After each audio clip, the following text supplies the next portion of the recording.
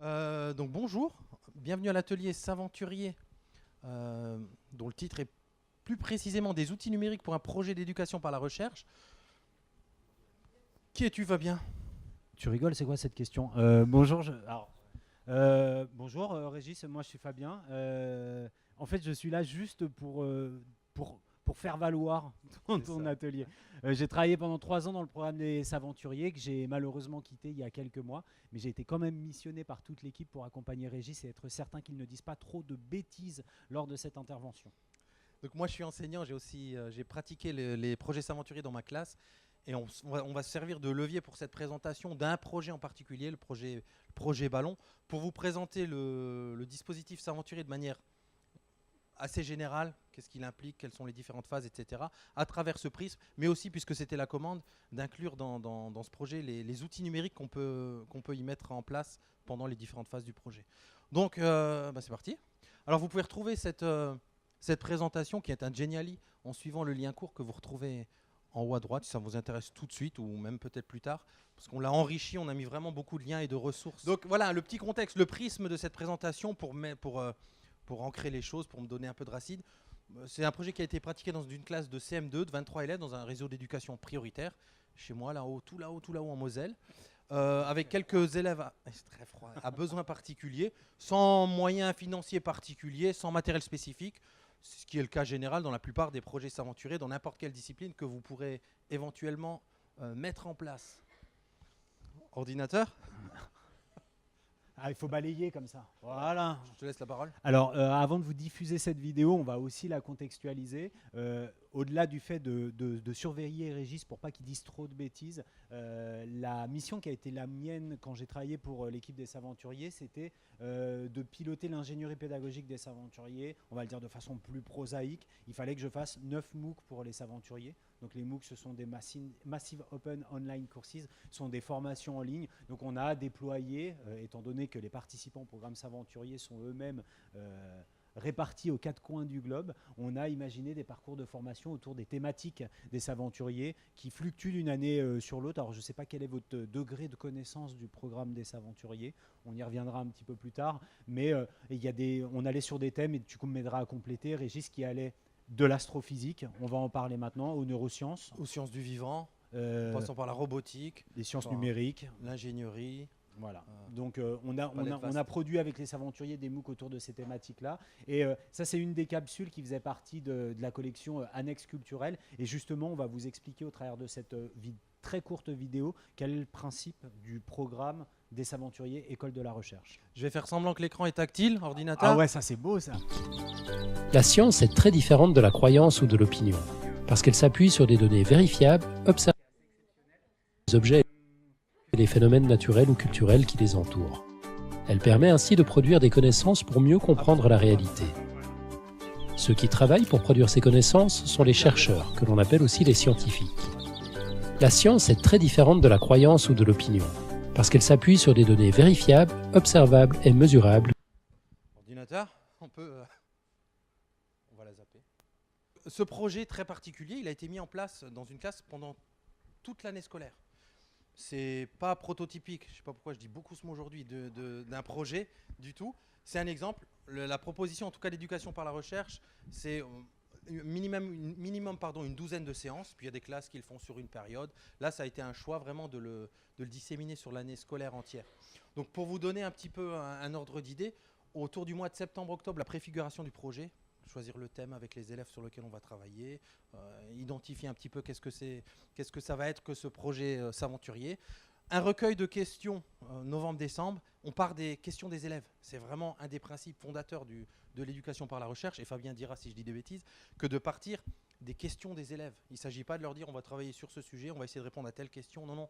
Là, en imaginant qu'on est un groupe classe et qu'on dégage un thème sur l'astrophysique, quelles questions les élèves se posent?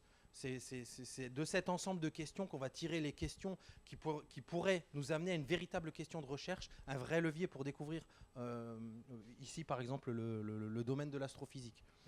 Un état de l'art en janvier-février. Qu'est-ce que c'est que ça, Fabien, un état de l'art? On va parler de recherche documentaire. On s'est posé des questions. On a peut-être émis quelques hypothèses pour pouvoir répondre à cette question. On va effectuer un état de l'art, une recherche documentaire pour être certain que d'autres n'ont pas répondu à cette question à notre place. Dans quel cas, peut-être on se posera d'autres questions ou alors ces réponses nous amèneront à d'autres pistes d'exploration. À partir de ça, du recueil des questions qui sont très vastes, de l'état de l'art, on va dégager un véritable questionnement scientifique. C'est le but. Là, on modèle les choses avec les élèves pour les amener à une question riche, c'est-à-dire une question à laquelle on ne peut pas répondre par oui ou par non, à laquelle on ne peut pas répondre en allant faire rapidement une recherche internet ou dans un livre. Il faut qu'il y ait un levier derrière pour pouvoir faire une véritable recherche. Donc un questionnement scientifique qui est vraiment le levier du projet S'aventurier. À partir de ce questionnement, alors là je vais assez vite parce que tout à l'heure dans les slides on vous détaillera ces étapes avec les élèves. La mise en place du protocole de recherche, c'est-à-dire on a notre question de recherche, mais qu'est-ce qu'on en fait? Qu'est-ce qu'on va mettre en place comme protocole pour essayer de répondre à cette question? La recherche en elle-même évidemment, suivi de la collecte et de l'analyse des résultats.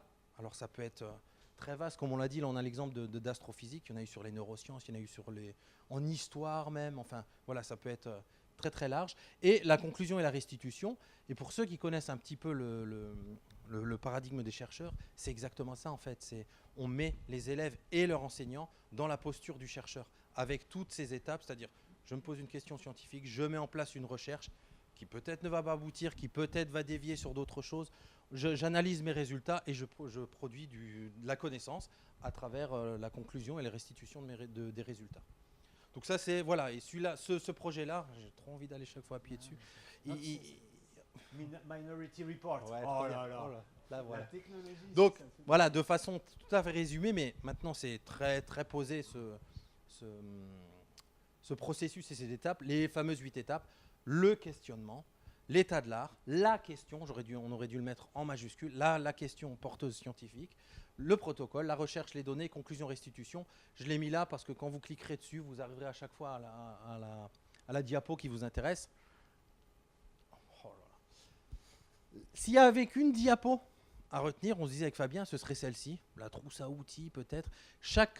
Sur chaque petit texte, vous avez un lien. C'est pour vous montrer, on ne voit pas le titre en haut, que vous n'êtes jamais seul dans un projet S'aventurier. Fabien a parlé tout à l'heure des MOOC.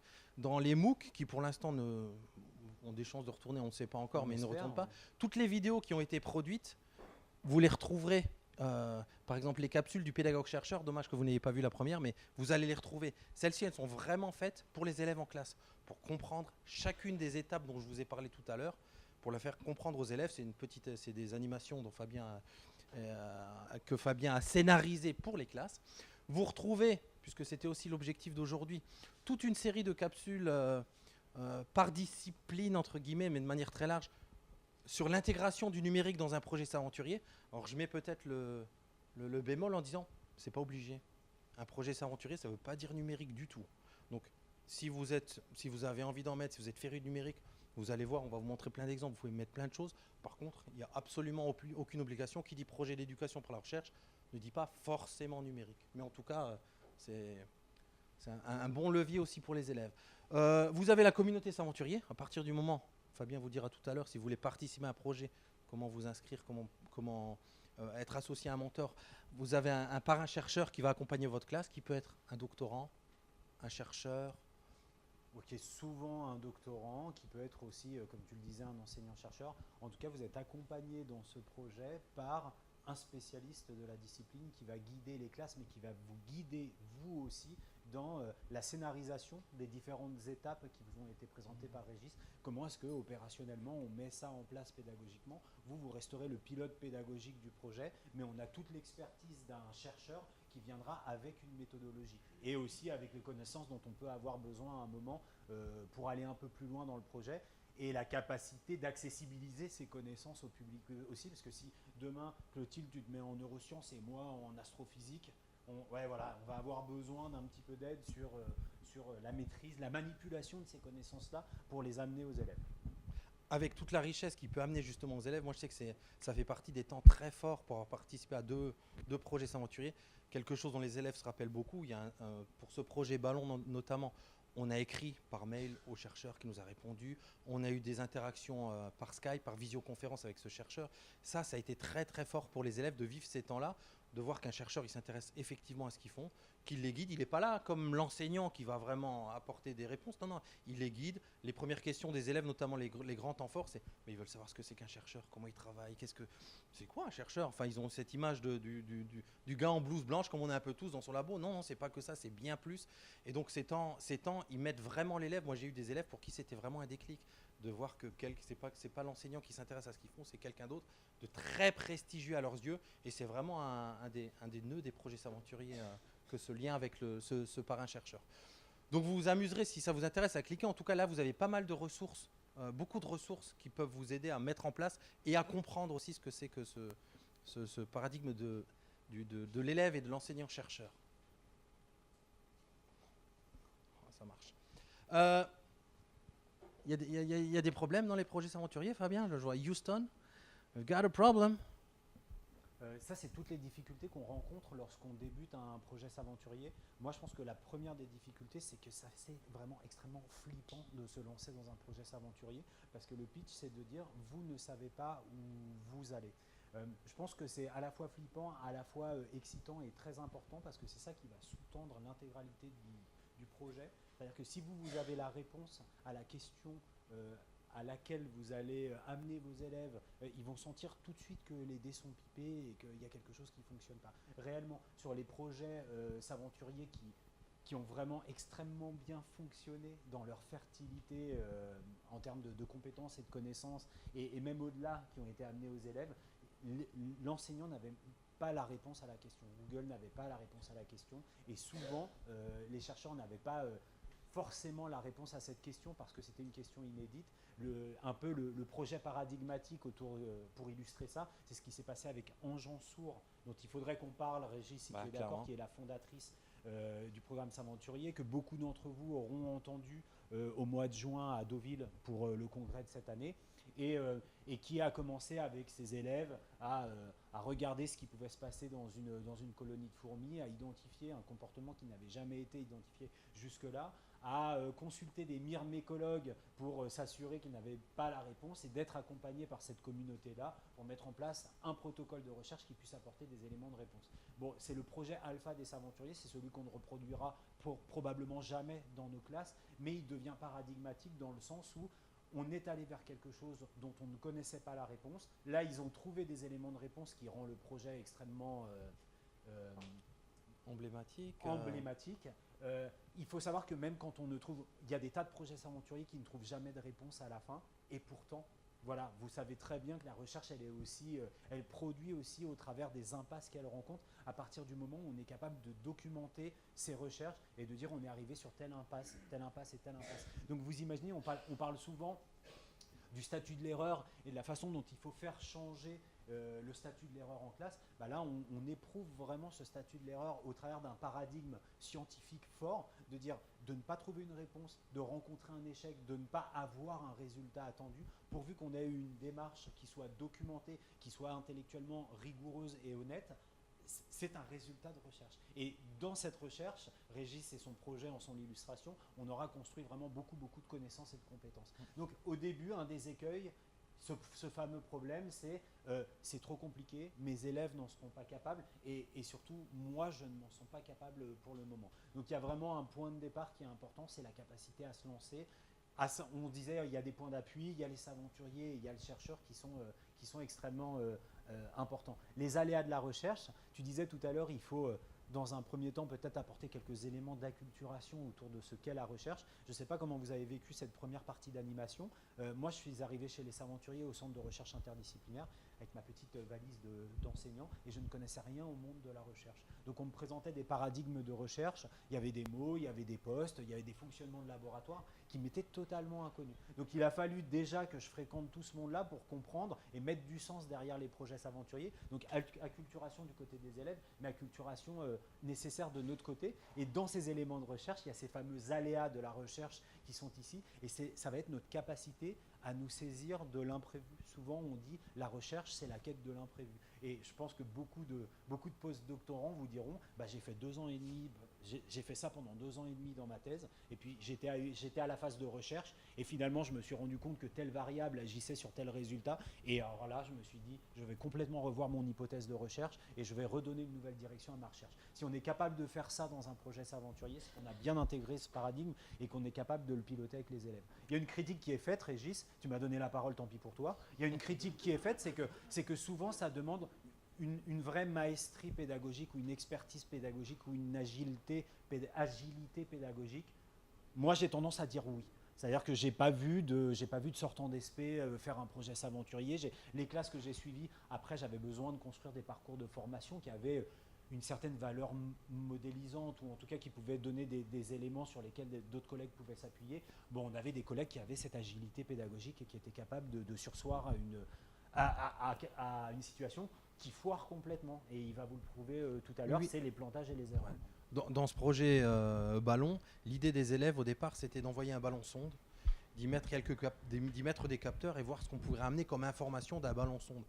Il se trouve qu'on n'a pas eu tout était mis en place, on n'a pas eu les autorisations, c'est assez particulier d'envoyer un ballon sonde. Du coup, le projet a complètement bifurqué sur autre chose aux alentours du mois de janvier ou même février, où on est parti sur complètement autre chose on est resté dans l'univers de l'astrophysique plus restreinte peut-être, mais autour de ce qu'on appelle les lanternes, le principe de la montgolfière et des recherches sur ça, où ils en ont fabriqué eux-mêmes.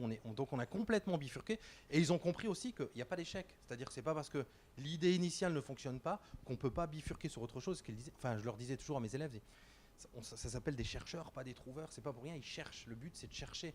Et même si on trouve une erreur, c'est une connaissance, c'est-à-dire on part vers autre chose. Et donc oui, il y a cette agilité.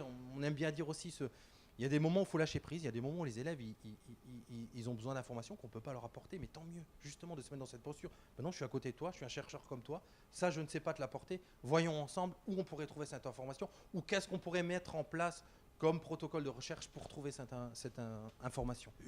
Un autre exemple, je pense à ça parce que les collègues sont aussi dans des terrains d'exercice qui sont éloignés. On est descendu...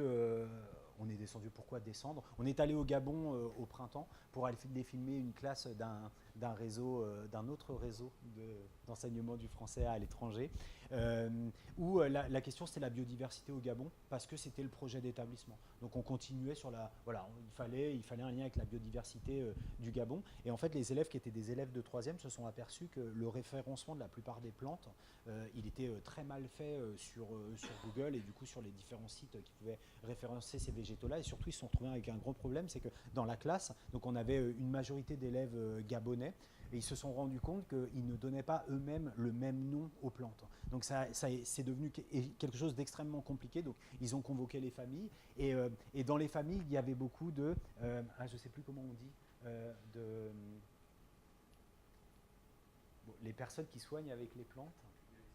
Ouais, guérisseurs, mais c'est un tradipraticien. Voilà, c'est ça. Il y avait des guérisseurs ou des tradipraticiennes, et du coup, ils sont partis sur l'utilisation qui était faite de cette plante-là.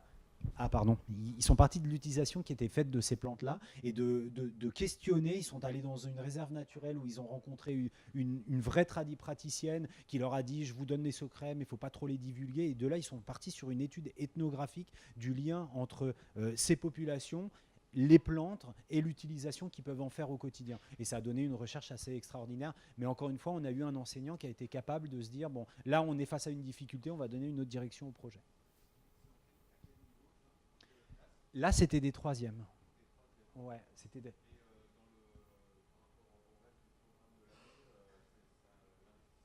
C'est très compliqué. Les collègues du secondaire disent que là aussi, ça nécessite certains types d'aménagements où les élèves peuvent peut-être venir. Il y a des aménagements particuliers d'emploi du temps qui peuvent être faits, notamment sous forme d'activités périscolaires avec des clubs, du soutien. Donc, ils l'intégraient comme ça. Il y avait une espèce de tronc commun qui était fait parce que ça collait aussi. Peut-être que tu enseignes les sciences et la vie de la Terre, et du coup ça te parle. Voilà, il y avait une partie tronc commun qui collait plutôt bien avec le programme de 3e, et puis pour tout le reste, il y avait aussi la préparation de ce voyage, de cette classe externalisée dans cette réserve naturelle, et du coup ça a été autant d'opportunités où il a pu faire travailler les élèves. Mais effectivement, il y a un petit numéro d'équilibriste à mener sur un emploi du temps quand on est dans le secondaire, ce qui n'est pas beaucoup moins le cas quand on est c'est plus souple dans le primaire. Au niveau de l'emploi du temps. Ouais. Donc voilà, ça rejoint ce que tu disais sur l'adaptabilité, il faut être très pragmatique dans ce qu'on veut faire, il faut être très au clair dès le départ sur est-ce qu'on veut lui donner une dimension sur l'année, parce que moi j'ai fait mon élémentaire en balisant des temps, certaines après-midi, comme ça balisé dans l'année. Tous chercheurs, c'est l'idée, c'est ce que je vous disais un petit peu tout à l'heure, hein, c'est de mettre les élèves dans cette position-là. Il y a même maintenant, si vous avez peut-être lu l'ouvrage de François Tadei, Apprendre au XXIe siècle, il y a des recherches qui montrent que c'est la posture de l'enfant quand il naît, quoi, dès tout petit. Apprendre à marcher, c'est être en posture de recherche, c'est-à-dire on fait des erreurs, on tombe, mais on se relève, et c'est comme ça qu'on... Et peut-être qu'on leur fait oublier ça dans une certaine forme d'école traditionnelle, que ce type de projet, en tout cas, les remet dans ces postures-là. Intégration et le vide. Bon, on a dit à peu près ce qu'il fallait sur cette diapo. Alors, c'est dommage qu'on n'ait pas... peut-être faut descendre un petit peu le... Ça nous cache le haut de la diapo. Mais ça revient sur questionnement et état de l'art. Donc là, je vous ai mis quelques outils. Donc cette partie plutôt, sur le questionnement et l'état de l'art, on a regroupé sur une diapo 2 étapes sur les 8 étapes pour que ce ne soit pas trop long. Je vous donne les exemples de ce qu'on a pu faire dans la classe. Il y a des élèves, je vous disais tout à l'heure, ils se posent des questions. Moi, ils m'ont demandé, c'est dans une classe de CM2, la poussée d'Archimède, est-ce qu'on va apprendre ça à mettre? Est-ce que c'est au programme? Non, c'est pas au programme. Par contre, mettez-vous en binôme, en trinôme, faites un exposé, préparez un exposé et expliquez aux autres élèves. On avait besoin de ça dans le projet sur les lanternes, ça s'appelle les lanternes chinoises, je crois. C'est eux qui ont inventé ce... Et donc, il fallait travailler sur la poussée d'Archimède. Donc, les élèves les plus passionnés par cette question précise ont fait des recherches. Ils ont présenté à la classe sous forme d'exposé. Il y a d'autres élèves alors là, et puis j'ai envie de dire, exposé très classique, hein, papier, crayon, stylo. C'est la base, on pourrait dire. Il y en a d'autres qui ont produit, qui ont fait les recherches. Vous connaissez, alors on présente en même temps quelques outils. Comment faire une bonne recherche sur Internet avec les bons critères, utiliser les mots-clés de façon sécurisée. Donc on a appris à se servir de Quant Junior, qui est vraiment là adapté pour les élèves, pour plein de raisons. Il ne récolte pas de données, donc c'est entièrement sécurisé. Il est aussi sécurisé du côté... il ne vous fera pas remonter de choses que les élèves ne peuvent pas voir. Donc, et il a le petit plus d'être français, donc c'est toujours agréable de dire aux élèves, voilà, il n'y a pas que les géants américains, il y a aussi des produits numériques français.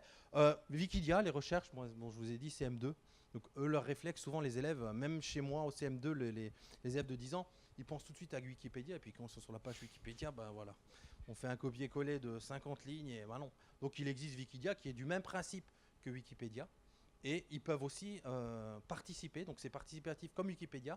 S'il y a une recherche qu'on fait, on ne trouve pas, on peut éventuellement créer la fiche et donc participer à la diffusion de connaissances. Et on est là vraiment typiquement dans un projet s'aventurier. Pour illustrer ça, il y a l'excellent réseau de Creil, pour lequel tu connais mon attachement, qui avait un truc et astuce pour les recherches documentaires et pour l'état de l'art. Il tapait le niveau de la classe à côté des mots-clés. Voilà. Poussée d'Archimède, CM1. C'est tout bête, mais il se retrouvait avec des ressources qui étaient accessibles. On n'a pas parlé de ces difficultés-là tout à l'heure. Effectivement, tu viens de l'illustrer, c'est que, d'accord, on a un problème scientifique, on a les mots-clés, voilà, poussée d'Archimède. Effectivement, il ne suffit pas d'entrer ces mots-clés pour que les données, après, soient directement utilisables par les élèves de la classe. Et c'est assez intéressant de les laisser se dépatouiller avec ça aussi. Parce que l'idée d'un projet s'aventurier, ce n'est pas les frontières du savoir, c'est les frontières de leur savoir. Donc à un moment, leur dire, là, on est dans une forme d'incapacité à traiter les sources. Soit on trouve des moyens de nous les approprier, on va demander aux chercheurs ou peut-être d'autres solutions, soit il faut qu'on aille ailleurs. Ça, c'est assez intéressant. En gros, les élèves, on arrive à un point où les élèves ne comprennent pas les informations qu'ils ont. C'est pas un problème, l'information peut exister. Exactement, c'est exactement ça. Et tout en reste à cet état de recherche Quant Junior et Wikipédia. C'est des exemples. Non. Typiquement, il y a le parrain-chercheur qui, lui, va permettre d'aller plus loin, qui peut, par exemple, nous, dans le cadre de ce projet, nous avait envoyé quelques éléments de recherche accessibles aux élèves. Donc, on va jusqu'où on peut aller avec les élèves en fonction de plein de critères, du niveau de classe qu'on a, en fonction du temps qu'on a, enfin voilà. Et comme le dit Fabien, on va aux frontières du savoir des élèves. On aimerait tous avoir cette chance, comme en Jean Sourd, d'aller aux vraies frontières du savoir. Peut-être que ça arrivera à d'autres projets s'aventuriers, ce serait vraiment génial. Mais voilà, si on va déjà aux frontières du savoir des élèves, on les pousse déjà à dépasser leurs limites. Après, sur la recherche documentaire, on a de la recherche traditionnelle. Tu parlais des exposés, on va à la BCD, on sait tout le travail qu'on peut mettre derrière. En fait, c'est un fourre-tout pédagogique. C'est-à-dire quand on veut aller en BCD et se dire, ce que vous faites déjà, on sélectionne les ouvrages qui vont être pertinents, ou peut-être on pourra trouver des éléments de réponse. Bon bah voilà, avec nos excellents collègues documentalistes, professeurs documentalistes, eh bien on mène ce travail-là. Il y a aussi quelque chose, je repense à Joël Lefort qui avait lancé des appels sur les réseaux sociaux aussi, via le compte de sa classe, via le compte Twitter de la classe, en disant « Help, voilà, on a un problème, on ne comprend pas comment les abeilles vont mémoriser l'endroit où elles ont déjà passé pour butiner. Est-ce que quelqu'un peut nous apporter les réponses? Parce que nous, on trouve rien là-dessus. » Et c'est comme ça qu'elle a trouvé le parrain-chercheur du projet de l'année d'après. Vous avez enfin non, je dis vous avez, mais dans cet établissement, ils ont la chance d'avoir une web radio. Dans mon établissement aussi, sous forme de podcast. Donc voilà, encore un exemple. Les élèves produisaient des capsules audio à partir de certaines graines de connaissances ou pour expliciter le projet, pour vous montrer qu'on peut vraiment intégrer de façon numérique soit ce qu'on a envie de développer chez les élèves, ce qui fait partie du programme, ou alors on peut rester sur du papier-crayon. Ça, c'est vraiment... voilà. Et tu reviendras peut-être après sur toute la question de la documentation du projet. Ouais. Okay. Alors, on en arrive à, une fois qu'on a fait cet état de l'art, souvent il y a plusieurs questions de recherche, en tout cas qui auraient ce potentiel qui émergent, et puis on en sélectionne une. À un moment, il faut partir sur la question et sur le protocole qu'on voudrait mettre en place. Alors là, j'ai mis quelques exemples, on vous en parlera tout à l'heure, mais on a travaillé beaucoup sur Twitter pour partager ce qu'on faisait, mais aussi pour nous faire amener des connaissances. Donc là, on avait travaillé par exemple sur les échanges de température. Ça tombait bien, ça faisait partie du programme. En plus, avec cette histoire de lanterne, il y avait cette histoire de transfert de chaleur, pourquoi c'est plus léger, etc. Donc tout ce travail, tout ce protocole de recherche qu'on a réfléchi et mis en place avec les élèves, on le documentait à chaque fois. Par exemple ici, par des photos, alors on ne voit pas très bien, mais quand vous cliquerez dessus, normalement il y a le lien, où c'est des photos annotées. Là aussi, c'est fait numériquement. Il y avait cette fameuse application qui s'appelait Sketch, mais il en existe plein maintenant. Les élèves, vous savez, ils avaient une tablette ou mon smartphone, ils prenaient une photo, ils annotaient.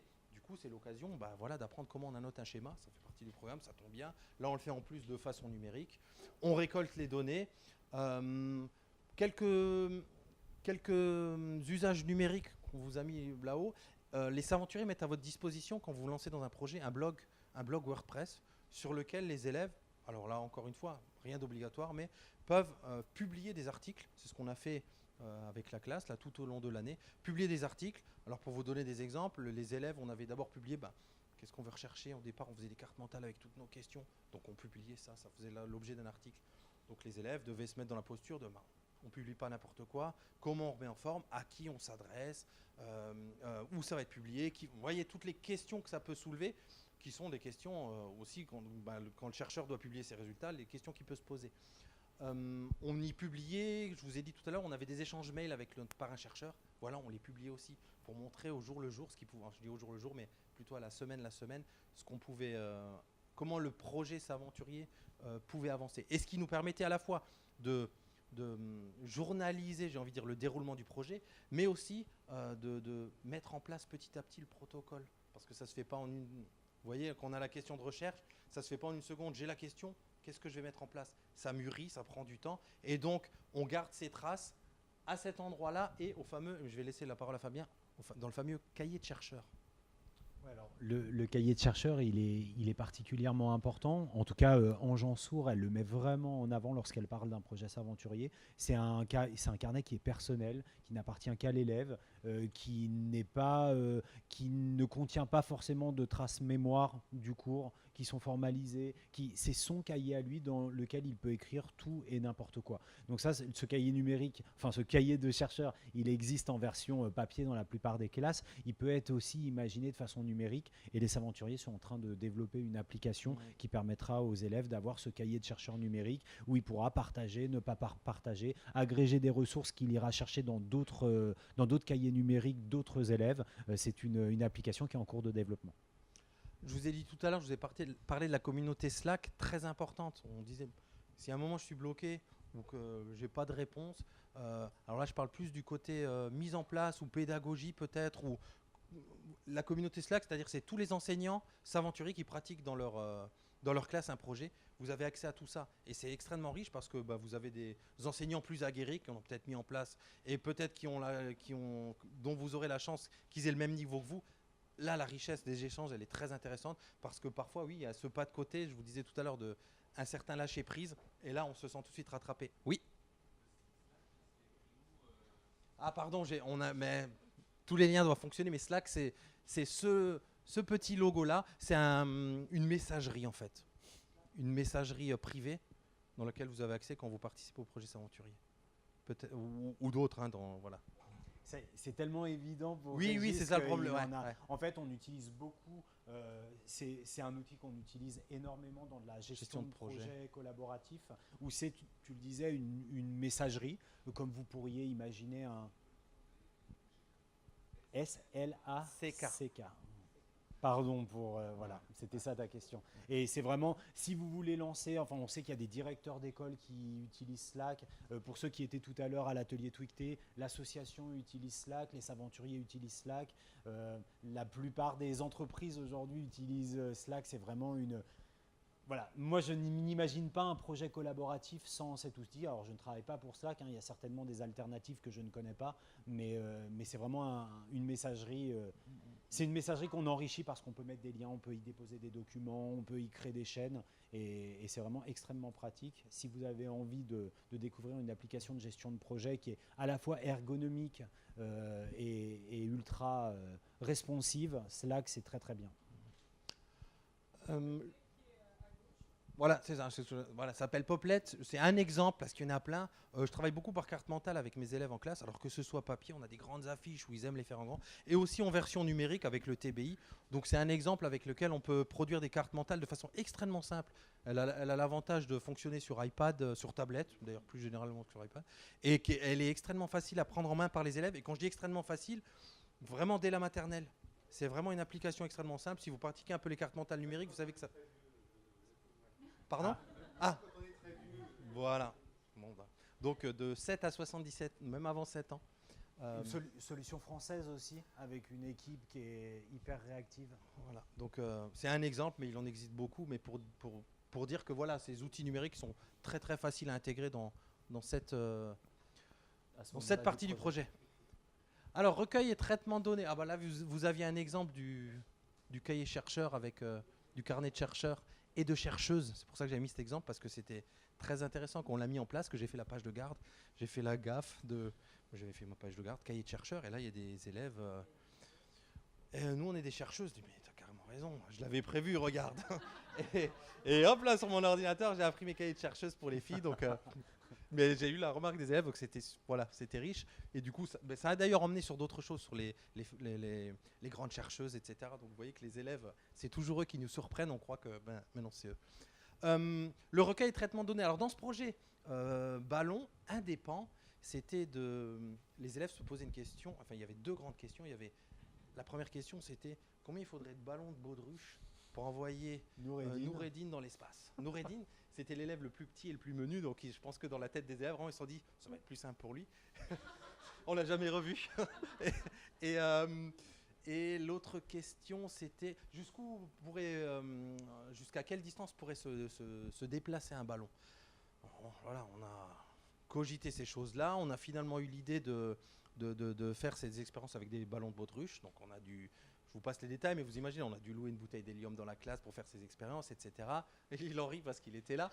Mais ça nous a... Oui, en plus. On leur a pas montré ça. Parce que... Ils le connaissent déjà.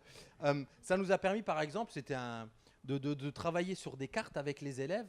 On a envoyé chaque élève avait un ballon gonflé à l'hélium, où ils ont rempli, vous savez, une petite carte. Vous avez peut-être fait ça quand vous étiez petit, et le ballon arrive quelque part, et les personnes, si on a de la chance, répondent. Et on a eu de la chance sur les 25 ou 27 ballons qu'on a envoyés. On en a eu 5 ou 6 dont on a eu les réponses. Et qu'est-ce qu'il y a eu de très bizarre, c'est qu'on avait demandé sur la carte qu'ils nous donnent leur localisation exacte.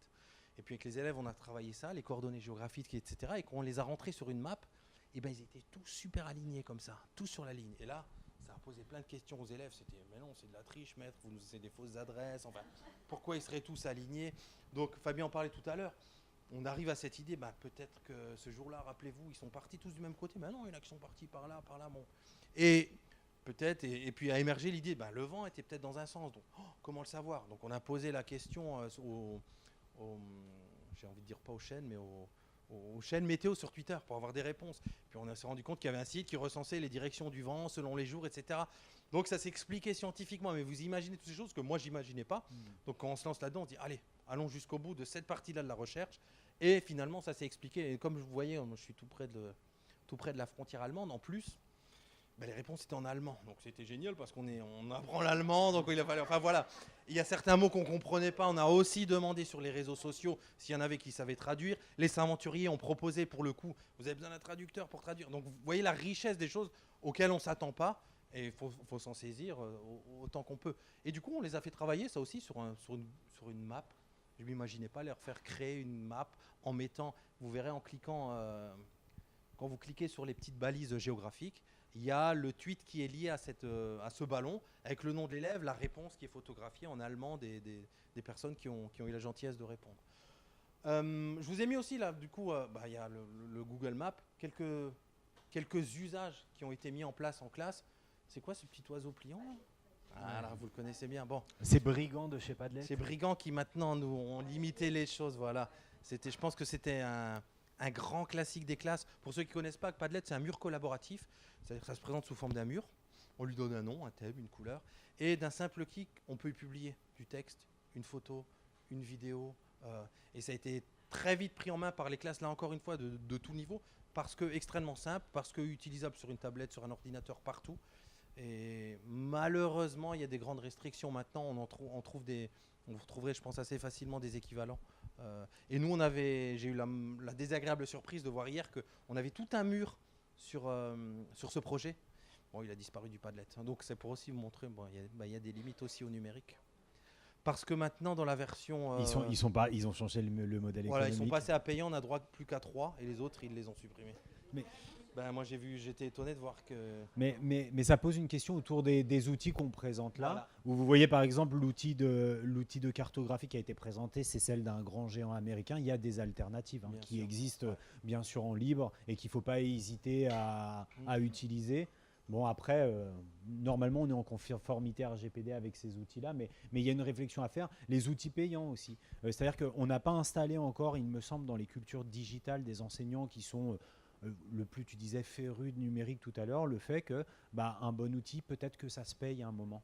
Et peut-être que on va acheter une licence, et je pense qu'on va arriver à ce niveau de réflexion parce que les modèles économiques de ces solutions-là, elles évoluent. Et parce que peut-être que ça a été pensé depuis le début de faire une espèce d'hameçonnage en proposant un outil gratuit. Venez utiliser, prenez vos habitudes pédagogiques avec. Et puis maintenant, la licence est à $100 de l'année et allez, à vous de jouer. Je vous ai parlé tout à l'heure des cartes mentales. Je vous ai dit tout à l'heure une extrêmement simple. Et là, je vous en ai mis, pas une extrêmement compliquée, mais une beaucoup plus ambitieuse, où là, vous allez pouvoir vraiment éditer, enfin très très finement. Elle s'appelle Inspiration Maps. Donc voilà, pour vous donner une palette large, et vous verrez que celle-ci, elle est vraiment... Alors, pas costaud dans l'utilisation, dans la finesse de ce qu'on peut faire avec.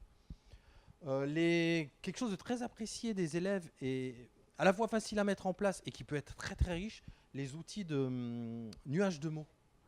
Que tout le monde connaît, mais vraiment on peut en faire des choses très intéressantes, j'ai envie de dire presque dans toutes les disciplines, pour sortir un peu de ça. Moi j'adore les utiliser dans le cadre de projets littéraires, c'est-à-dire leur faire utiliser des mots, apporter du vocabulaire, ils ont vraiment besoin de ça, mes élèves, et voilà, de dire on fait pas juste ça pour rien, à la fin il y a un nuage de mots qui est imprimé, éventuellement publié sur le compte Twitter ou collé dans le cahier. Enfin c'est un outil pédagogiquement riche, on peut mettre plein de choses derrière. Ça, c'était WordArt. Là, c'était WordArt. Ouais. Oh, bon, bravo. Mais il en existe encore une fois un plein. Ça va pas marcher. Ah, mais il y a un temps de latence. Voilà. Conclusion et restitution. C'est aussi un temps très important pour lequel qu'on n'a peut-être pas l'habitude de faire. C'est-à-dire que les élèves, une fois que les ressources sont produites, une fois que les connaissances sont produites, elles ne sont pas juste là dans le cahier de chercheur. elles sont produites à destination des autres classes aventuriers ou de toutes les personnes qui pourraient éventuellement suivre le compte Twitter. C'est-à-dire, il faut mettre en forme ces résultats et ces conclusions. Le but, c'est de les transmettre à d'autres classes. Alors, le hub de ça, pour nous, c'était le WordPress dont je vous ai parlé tout à l'heure. Vous retrouverez le lien, il y a vraiment toutes les étapes. Et là, encore une fois, ça dépend vraiment du niveau des élèves et de ce qu'on a envie d'en faire. Nous, je crois qu'on a fait une quinzaine d'articles, mais du coup, ça, pour le coup, ça reste. À la fin, alors on peut, par exemple, choisir de les imprimer, de les mettre dans leur cahier de sciences ou dans leur cahier de chercheur.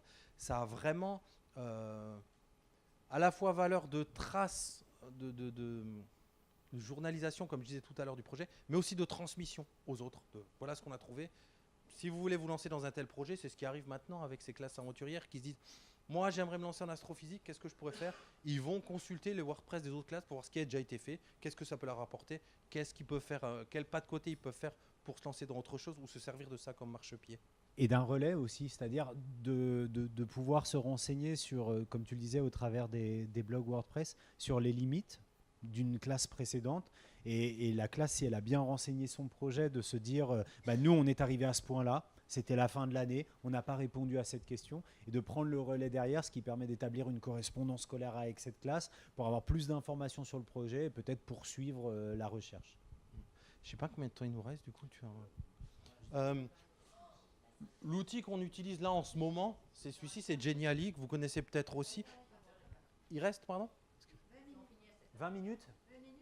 Attends. Ah oui, d'accord. Ah oui, avec... Ouais, 15 et 15, c'est ça ? Ok, 15 et 15. Donc, l'outil qu'on utilise là, qui est espagnol d'ailleurs, oui. Genially, qui permet vraiment, là c'est ce que vous voyez là, mais qui permet d'aller encore beaucoup plus loin, c'est-à-dire de publier des espèces de mini-sites entièrement animés, qui est très apprécié des enseignants aussi. Ouais. Et pour le coup des élèves, vous voyez que c'est assez facile à prendre en main. Alors pas par les élèves tout seuls, mais avec les élèves. Et on peut très bien imaginer à la fin de son projet, faire comme là une restitution avec les élèves. Et peut-être que c'est l'occasion idéale de te passer la main, par exemple pour présenter ces résultats au congrès des jeunes chercheurs. Le congrès des jeunes chercheurs qui est présenté par les Saventuriers une fois à l'année, donc en fonction des thématiques. L'idée, c'est de réunir les classes qui peuvent être présentes physiquement ou virtuellement par des visioconférences pour faire une restitution comme un véritable chercheur de la recherche qui aura été menée tout au long de l'année. Donc c'est un temps fort pour les élèves. C'est aussi une forme de promesse qu'on peut leur faire en début d'année et qui motive énormément les élèves de savoir qu'il va y avoir cette part de restitution.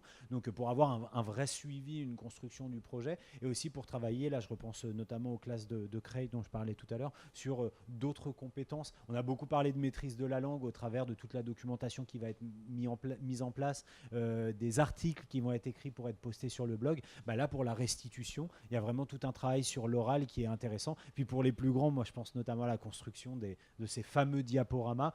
Comment est-ce qu'on construit un diaporama et comment on scénarise l'intervention sur scène sur des élèves plus âgés. On parlait tout à l'heure des troisièmes. J'ai vu aussi des classes à Bordeaux de première S notamment, où je suis arrivé en fin d'année pour découvrir le projet. Et la classe était sur... c'était deux profs de SVT justement, mais ils avaient pris un temps pour dire ok, on bosse sur la scénarisation de l'intervention. Donc les mômes ne voulaient absolument pas partir sur ce qu'on est en train de vous proposer là, un micro de personnes et un diaporama. Ils voulaient amener quelque chose en plus avec une forme de théâtralisation.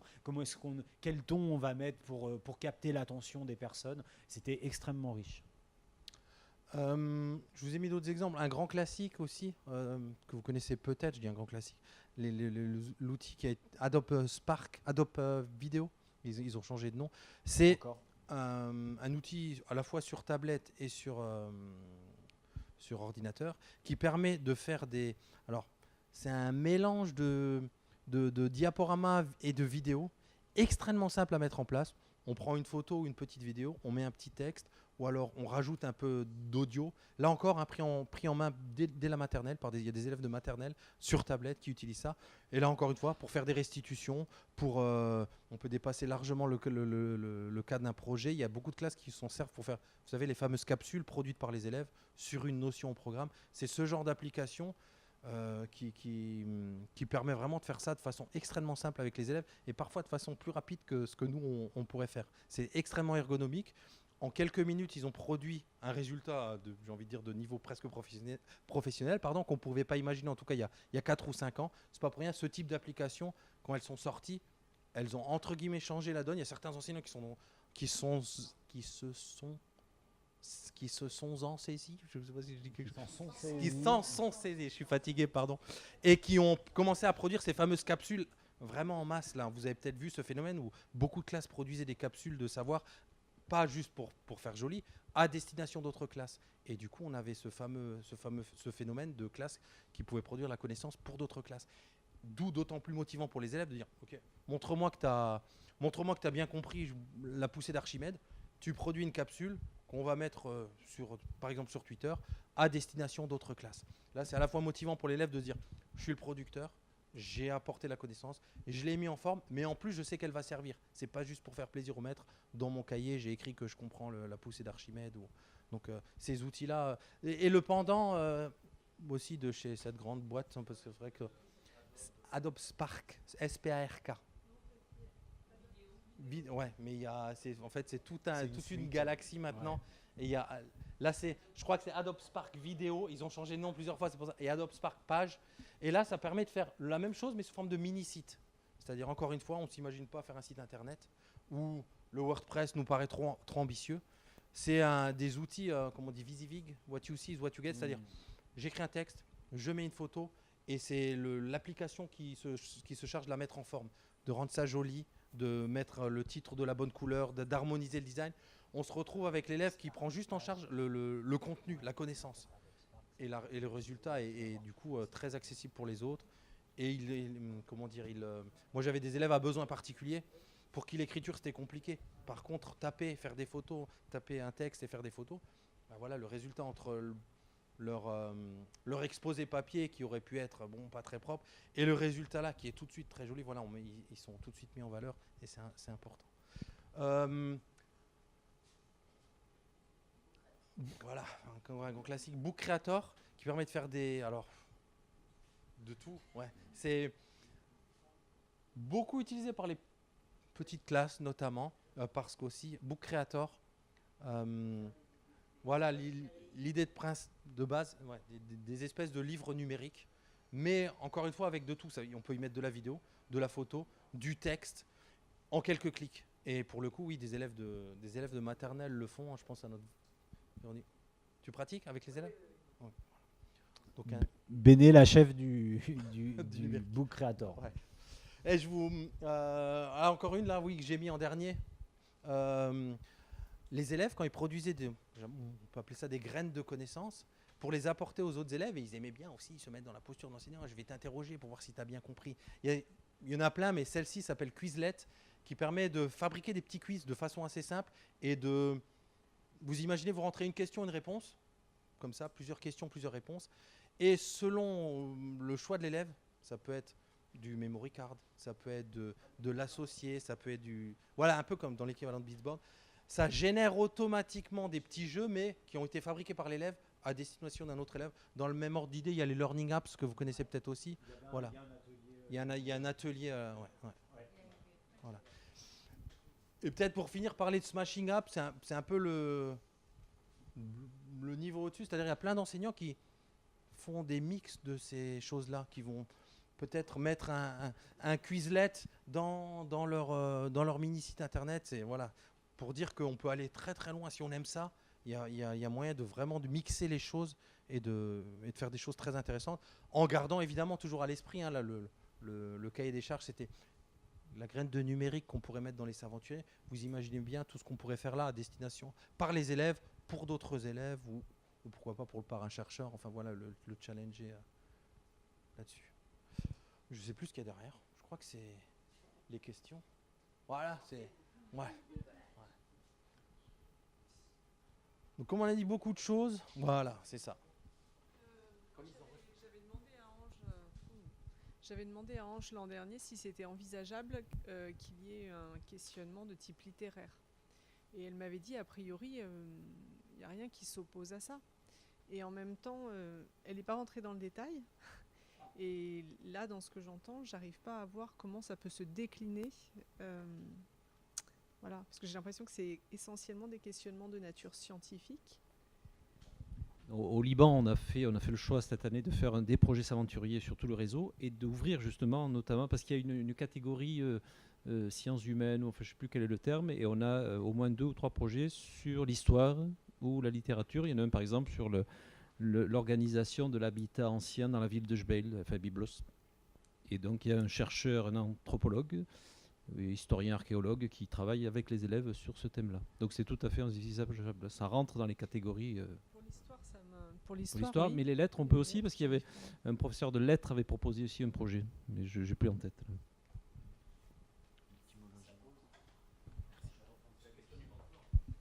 Tout à fait, c'est ce que j'allais dire. Ça pose la question de quels sont les enjeux et la méthodologie de la recherche en littérature. Moi, personnellement, je ne les connais pas, mais il faudrait avoir, comme tu le disais, un mentor qui soit en mesure de nous dire voilà quel est un peu le paradigme de la recherche en littérature. Et après, toi, en tant que pilote pédagogique, de te dire on peut certainement l'adapter de cette façon-là. Voilà, c'est un univers que je connais mal, mais moi, j'imagine que lance-toi pour défricher, pour voir quelles peuvent être les difficultés, et après avec cette question du mentor qui puisse t'accompagner. Quand est-ce qu'on se décide en fait à faire ce genre de projet? C'est-à-dire dans l'année antérieure, parce que tu donnes ton planning, tu commences en septembre, donc ça veut dire que tu y as déjà réfléchi en juin ou pendant l'été. Alors, la réponse aux appels à projets se fait en juin. Enfin, en tout cas, les appels à projets sont publiés à partir de la fin mai, mi-mai. Et puis, vous pouvez répondre jusqu'en septembre, octobre. C'est ce qu'on a fait ici au Liban, pardon, où on a lancé. L'idée est apparue en juin, mais n'a pas été transmise aux professeurs. On en a parlé dans chacun des établissements lors des journées de pré-rentrée. Et les professeurs ont réfléchi. Et l'inscription était faisable jusqu'au mois d'octobre, mi-octobre, je crois. Donc ça a permis. Et on va avoir les 3 et 4 décembre Ange Ansour qui va venir au Liban pour assurer une formation. Retour à la maison. Voilà. Donc c'est en décalage, mais c'est pas gênant. On n'est pas tenu dans un calendrier très, très strict. Hein. C'est très ouvert. Et puis oui, on a certains projets qui sont compressés sur des périodes qui sont. Là, c'est vraiment, tu le disais tout à l'heure, hein, c'était indicatif.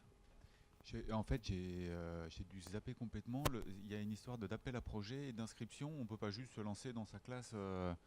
Quel est l'intérêt de s'inscrire? Quel est le... Il y a en s'inscrivant par les modalités dont parlait Fabien, les aventuriers vont mettre à votre disposition, enfin entre guillemets, vont associer votre classe à un parrain chercheur qui peut être un doctorant. Mais tu m'arrêtes si je me trompe, il y a des classes qui le choisissent eux-mêmes, qui ont, par exemple, l'école est dans une ville où il y a une université, qui vont aller choisir un universitaire qui va aller. Voilà, tout est envisageable évidemment. Vous pouvez vous lancer. Donc, en et, fait, et toute la communauté, toute l'aide viendra avec, même si c'est vous, entre guillemets, vous qui avez apporté le chercheur. donc le questionnement à la base, il vient quand même plutôt de vous que des élèves. C'est-à-dire que vous y avez déjà réfléchi avant, et après, vous allez les faire réfléchir, se poser des questions. Mais à la base, vous avez prévu quand même un peu Plus le domaine. Moi, je savais domaine. que c'était en sciences physiques, donc plutôt l'astrophysique. Puis après, ça nous a emmenés sur des chemins. On disait tout à l'heure, il y a la science du vivant, il y a sciences physiques, il y a des classes de maternelle qu'on travaille, enfin pas que de maternelle, mais sur les neurosciences, sur qu'est-ce que j'oublie, l'histoire. Voilà. Après, oui, les élèves peuvent amener quelques idées très farfelues ou alors complètement. On dit pas juste non ton idée. On dit dans notre contexte, ça fait pas du tout partie de ce qu'on doit apprendre. Ou, voilà, évidemment, on balise un peu les choses. On peut pas partir complètement. En complément, on peut aussi, les aventuriers le prévoient, faire un projet sans mentor. Alors, on a un projet, par exemple, où le professeur des écoles est elle-même docteur en sciences, en biologie, et donc elle fait quelque chose autour de l'ADN. Alors, on va voir comment ça fonctionne, mais l'intérêt, c'est quand même d'avoir un chercheur extérieur aussi. Alors, même si le professeur est tout à fait prêt, connaît exactement les démarches de la recherche, mais moi, je pense que c'est bien qu'il y ait quelqu'un aussi de l'extérieur. Mais bon, on peut faire aussi sans mentor. Et au Liban, puisqu'on ne pouvait pas faire venir des chercheurs de France, c'est bien aussi qu'il y ait le contact physique. Je ne sais pas si parce que vous parliez de Skype et de contact avec les chercheurs, mais ça peut être aussi en direct, ils viennent dans la classe. Voilà.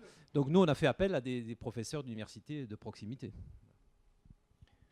je revenais juste sur cette question de la question de départ du domaine disciplinaire. C'est vrai que tout à l'heure, tu disais, dans l'idéal, la question vient des élèves.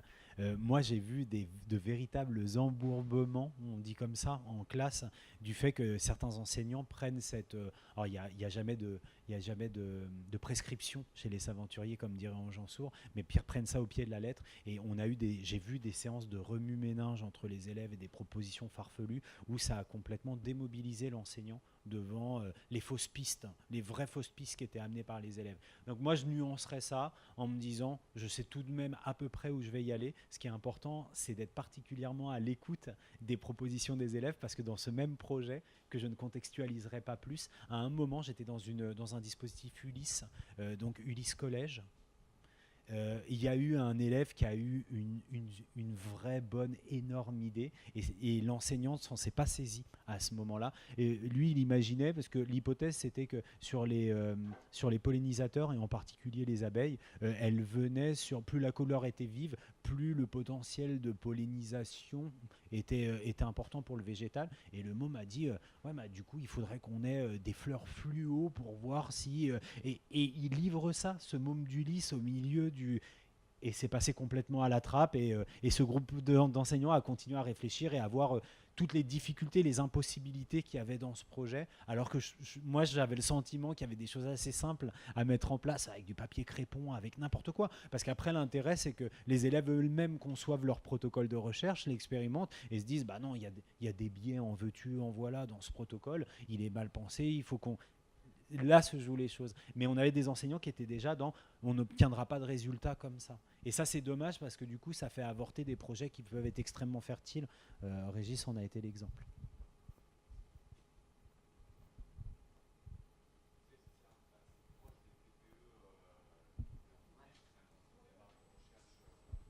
Alors la question, je la répète, Alexis, pas de souci, c'est proche des TPE qui existent au lycée, mais ça c'est un espace pédagogique qui est extrêmement approprié. D'ailleurs, je ne vais pas lâcher un chiffre qui serait ridicule, mais une écrasante majorité des projets qui sont réalisés en lycée ont été faits sur des temps de TPE. Ouais. Et moi je suis arrivé chez les aventuriers un petit peu avant que le nom m'échappe, j'ai tellement honte. Les projets interdisciplinaires du collège, EPI. Les EPI soient mis en place, enfin soient institutionnalisés, parce qu'on sait qu'il y avait des EPI qui existaient depuis des années dans bon nombre d'établissements. Là aussi, c'était un espace pédagogique qui était particulièrement propice. On en revient toujours, ton prénom c'est ? Pardon ? Alexis, pareil. On en revient toujours au comment est-ce que moi, dans mon carcan horaire d'enseignant du secondaire, je peux me saisir de tel ou tel espace pédagogique pour déployer mon projet Saventurier. C'est une vraie question, hein. Ça revient souvent en formation chez les aventuriers avec des enseignants qui trouvent des pistes pédagogiques, mais auxquelles tu seras forcé de pouvoir répondre en amont du lancement de ton projet.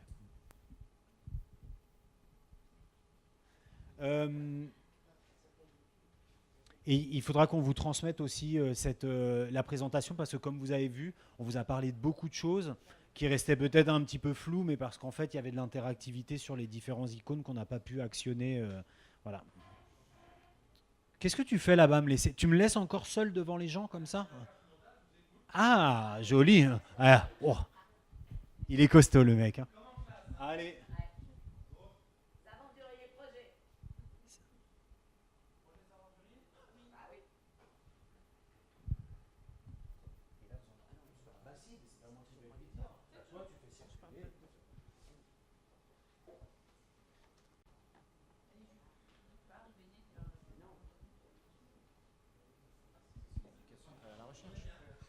C'est l'éducation ou l'enseignement à travers un projet de recherche. L'enseignement, l'éducation par la recherche.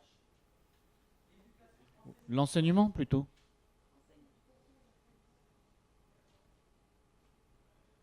Non, on a dit enseignement.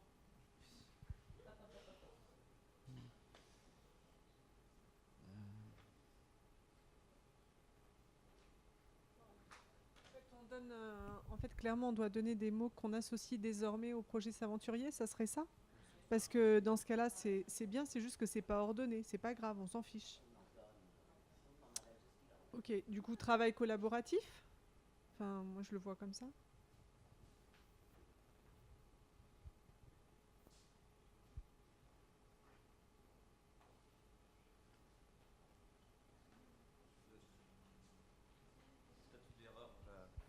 J'ai retenu statut de l'erreur.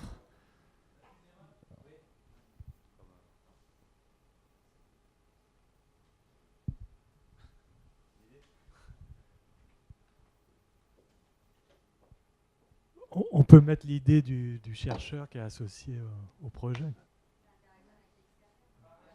Par un chercheur.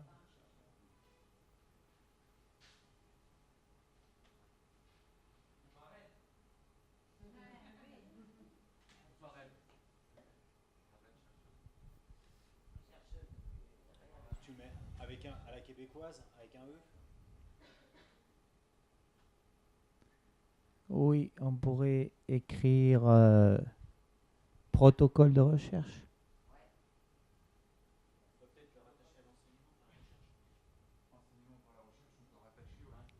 Ouais, ouais.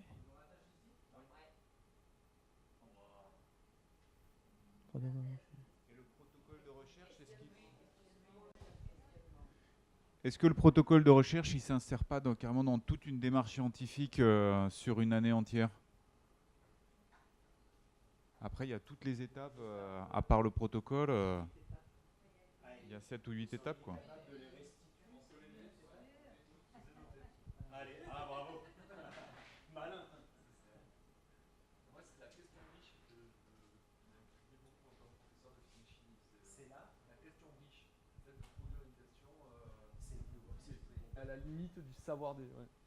Donc la question riche qui se trouve à la limite du savoir des élèves. Et ça, c'était important de le préciser, parce que dans ta présentation, j'ai cru comprendre que c'était la limite du savoir de l'enseignant, que l'enseignant ne devait pas avoir de réponse. Et sur les sujets qui étaient présentés, c'était pas forcément le cas, quoi. Ouais.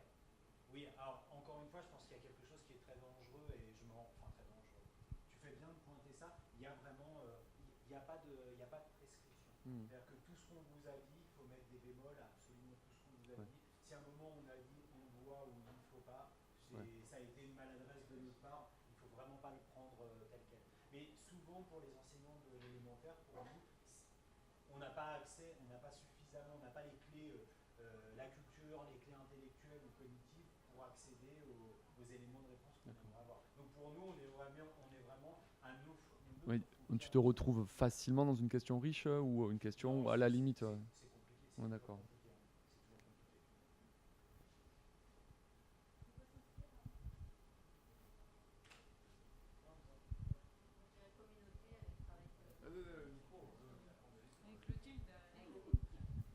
Je dirais communauté aussi, avec le travail collaboratif, la création d'une communauté qui travaille avec l'outil Slack. Donc on peut mettre déjà communauté.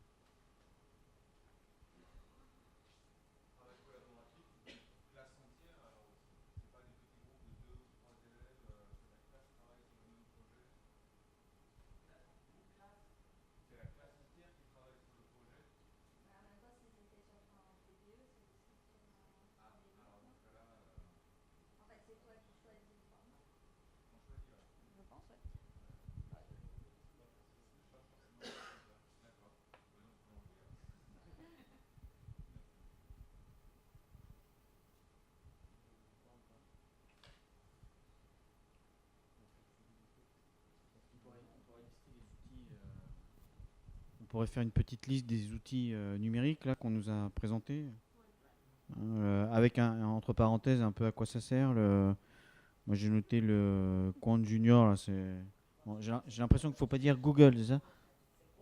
On peut le dire? Bon, on peut mettre Google avec un filtre. Qu'est-ce qu'il y avait d'autre? Il y avait le Slack, là, le chat de communauté. Il y avait Wikidia. Bah, je pense.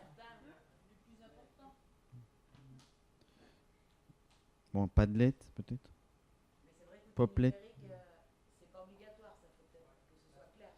C'est un plus. Bah, comme on est quand même dans un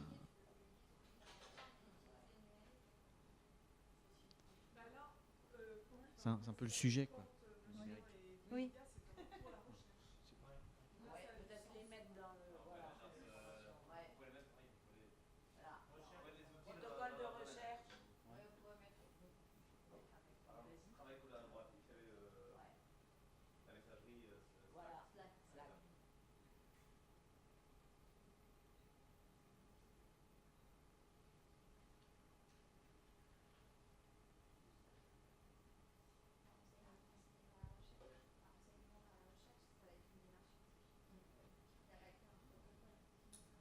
Ouais. Moi, je trouve qu'il manque l'objectif pour les élèves. Attention. Pas tous en même temps. Donc tu disais. Moi, je trouve qu'il manque l'objectif pour les élèves de développer l'esprit critique. Voilà.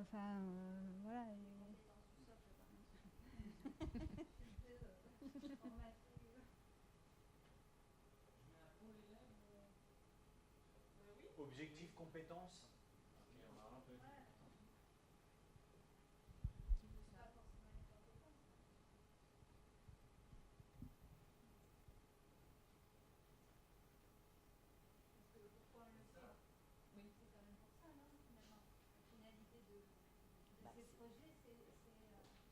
C'est une démarche scientifique. Complètement. C'était l'objet de l'atelier qui avait lieu.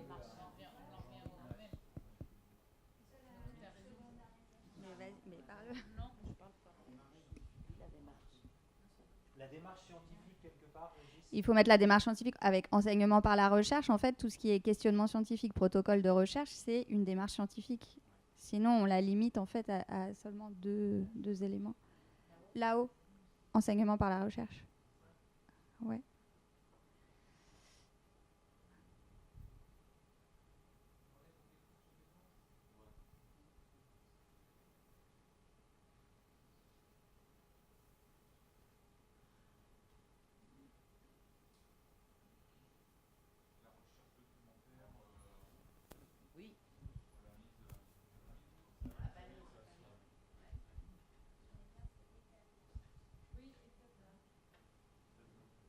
Donc c'était la recherche documentaire.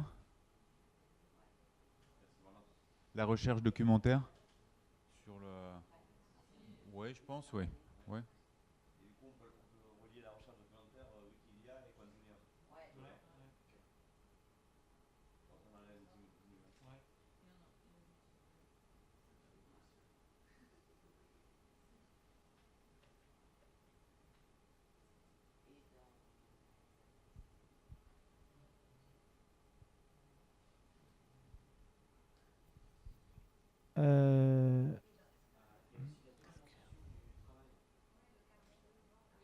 Ah oui. Restitution de la recherche. C'est ça que vous vouliez dire? Au carnet de bord, carnet de chercheurs. Pensez aussi à la restitution du travail, la trace écrite. Ouais. Mettre quelque chose d'intermédiaire entre restitution et communauté qui soit lié. On ne peut pas avec celui-ci. Parce que tu vois, blog, c'est entre restitution et communauté. Ouais. Ah, t'as pas la possibilité de remettre.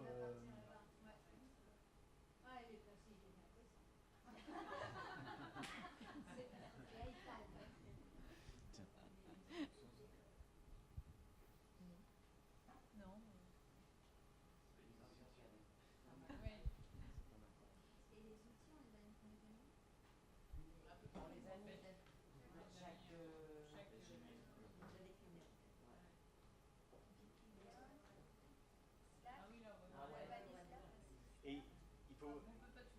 Qui se chargera demain de présenter la restitution? Qui se sent? Je suis pas là. Moi j'ai l'atelier. Ouais. T'as un atelier toi? C'est la plénière, tout le monde est là. Mais non, c'est pas vrai. Saragosse, on n'est pas là. Enfin, nous, on n'est pas là. Moi, je fais des jeux de restitution. Merci à tous. Bravo.